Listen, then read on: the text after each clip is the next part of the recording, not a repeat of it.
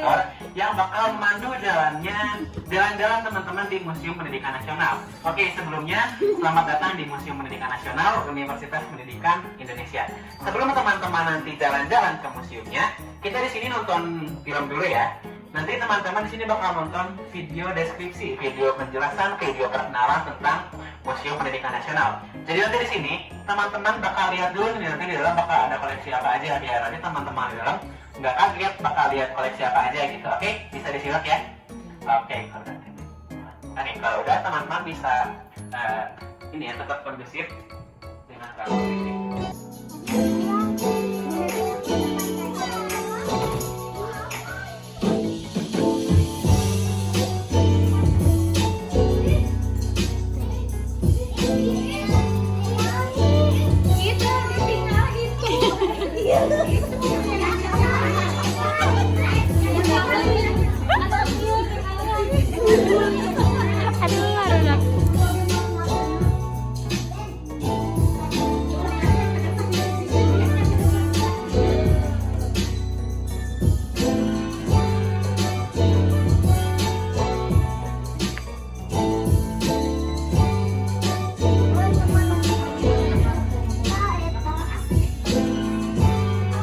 Pendidikan Indonesia baru.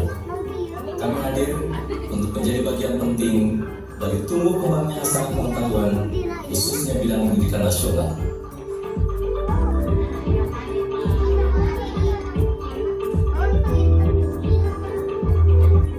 Pengembangan berbagai fasilitas yang terus kami lakukan secara bertahap menuju konsep eduwisata dan edufrener museum dilakukan untuk mewujudkan Museum Pendidikan Nasional dari yang semula cost center menjadi profit center.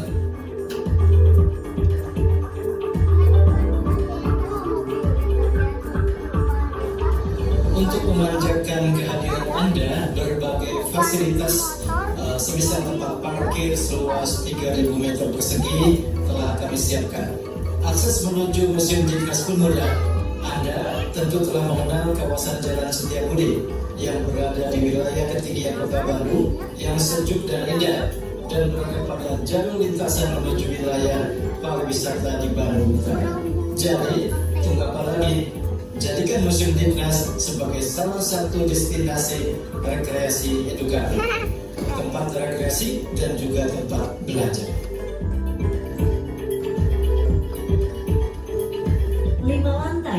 Ya teman-teman, sekarang bisa pakai lagi sepatu-sepatunya, barang-barangnya diberesin, kita langsung naik ke atas ya.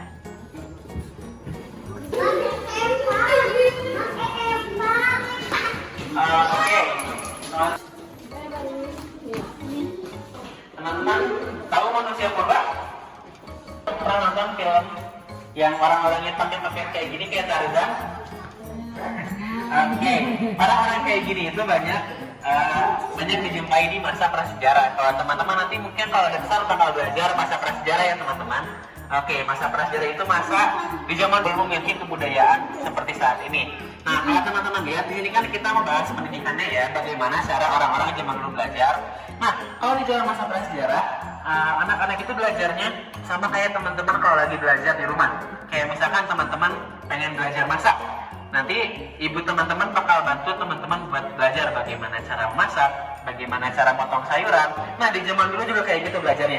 Yang dimana di sini orang tuanya ini sudah mengajarkan kepada anak-anaknya bagaimana cara berburu hewan untuk dijadikan bahan makanan. Nah, di sini kan yang laki-lakinya ini bertugas buat berburu makanan ya, nyari makan. Nah, kita geser sedikit ke sini.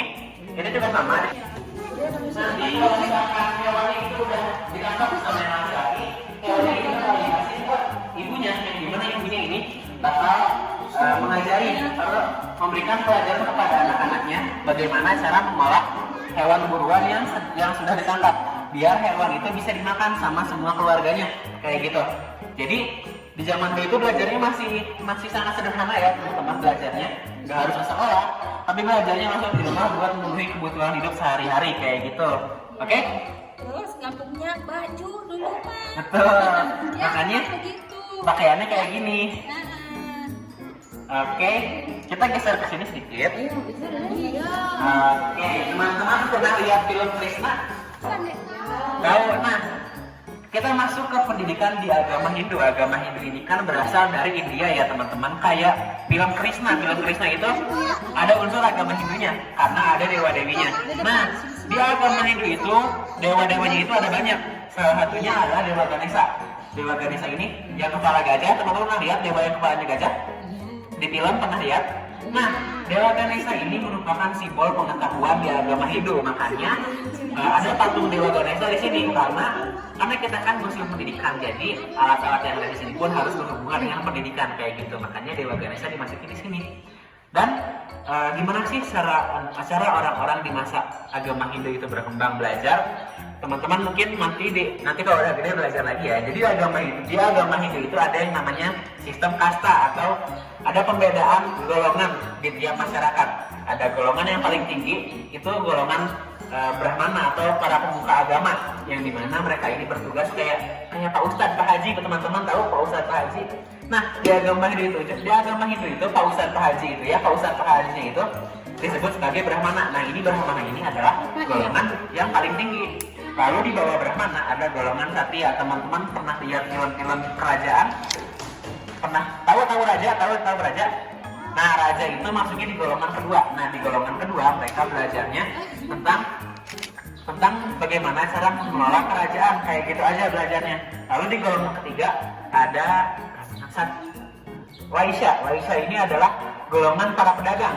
Jadi di agama Hindu itu golongan pedagang ini punya kasta sendiri, yaitu di kasta ketiga.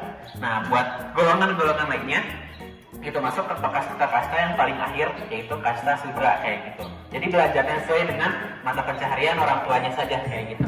Nah, oke, kita geser sedikit ke sini.